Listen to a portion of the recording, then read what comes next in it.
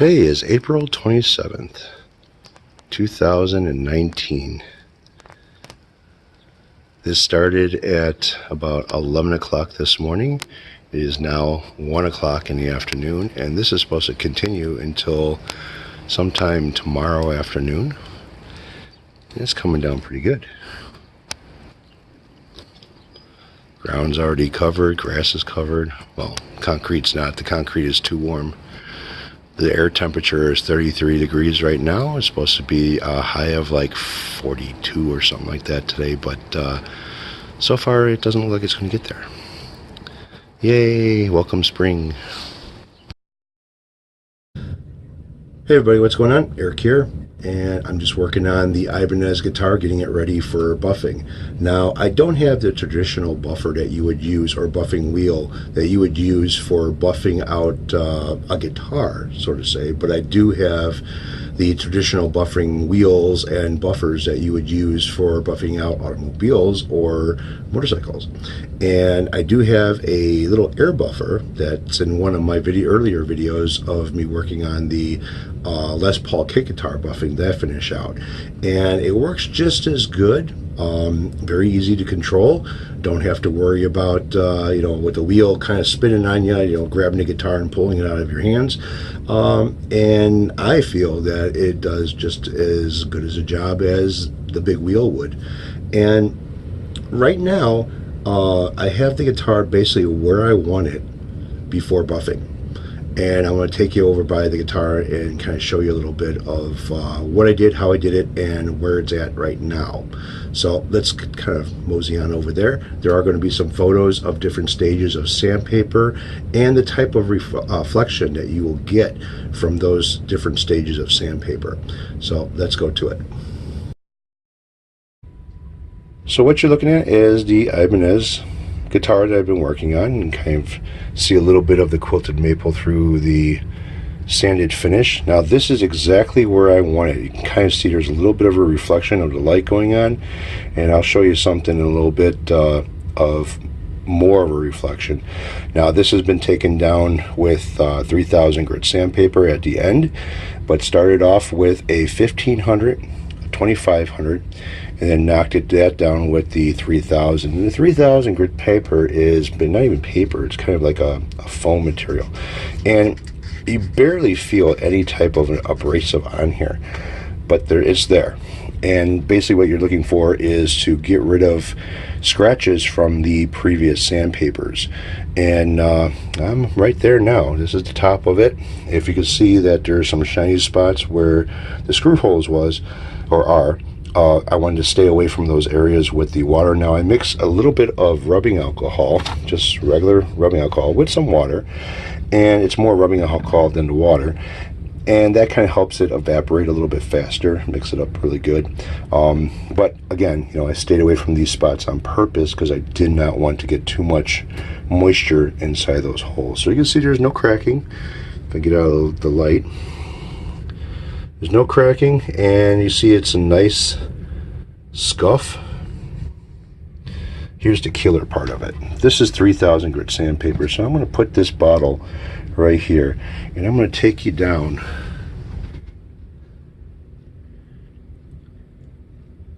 Let's zoom in a little bit on that.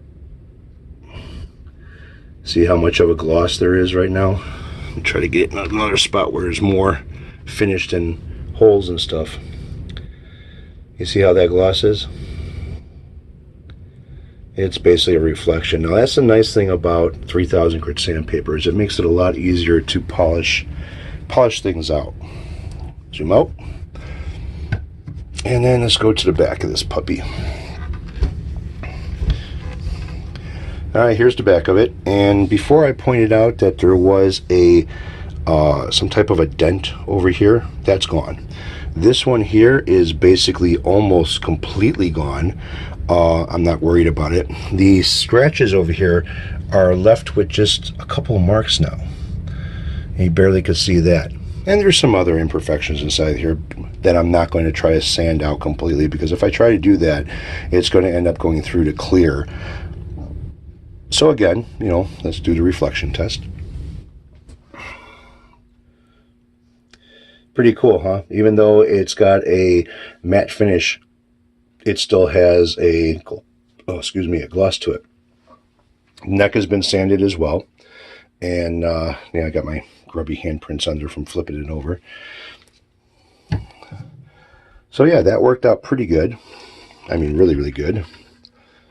Still have some water on here, our dried up watermarks on here from when it evaporated, but I'm not worried about that because it'll all come off when it buffs. Now, this spot here, as you can see, I couldn't get that out. That's a little bit too deep. And then there's a little bit of marks over here, but I'm kind of thinking once I get this buffed out, this you probably won't notice too much. This here you probably will. But all in all, this thing should shine pretty nice after the buffing. So that's ready for buffing. And I got a couple other things that I end up picking up that I'm going to go ahead and show you right now. So here we go.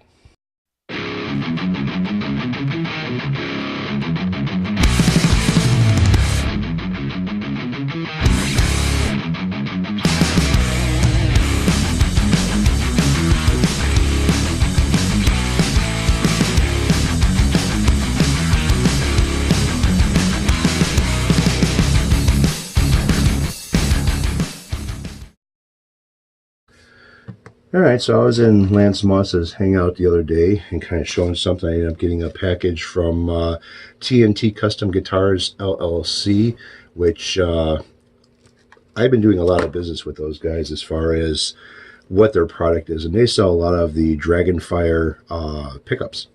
So one of the Chipsons that I have that I haven't really done anything to, I mean, like, nothing. I haven't done anything as far as any upgrades, changing the nut, tuners, or nothing. So, and I don't have anything with P90s on it. So I figured that, well, that guitar there, you know, can use some upgrades and shit. And so I ordered a set of Dragonfire P90s. They are humbucker size. And what I should be able to do is pull out the stock pickups that are in there and basically put these in and solder them right up. There are 2 wires, that's it. There's nothing else on here. Pretty simple. They do protect with a plastic coating. Now this one here is, or both of them actually, are chrome rings with a perloid, white perloid. I'm hoping it matches up with the guitar because of the neck has some inlays in there, so I'm hoping that it works out pretty good. But these are pretty decent. They are marked neck. They do say the Dragonfire name on the back of it. They come with all the hardware that you need to install these, so you don't have to worry about that. And let's see, how much were these? I think they were like $49, 50 bucks, something like that for the set. And that's pretty good. Now, from what I was reading with a lot of the reviews on these, they're actually not bad for the buck at all. So that's what's we going into the other Chipson that I have left. Now, I just, hopefully this works out. I got a bid going on right now on eBay, and somebody's dumping a bunch of EMG pickups. I don't know if they're active or not. They didn't put in the description. A bunch of EMG pickups, a bunch of guitar building tools, some books on guitar building, and some bridges, some tuners, just a bunch of shit. Looks like the guy was wanting to be a luthier at one point in time. All this stuff looks like it's from StewMac. It even comes with some, what do you call those things again? Templates for working on basses, for doing cutouts for bass pickups and shit. So hopefully I win this bid, and yeah, this shit's mine. So you guys take care, have a good one, and enjoy your unsnowing weekend, unlike me. Take care.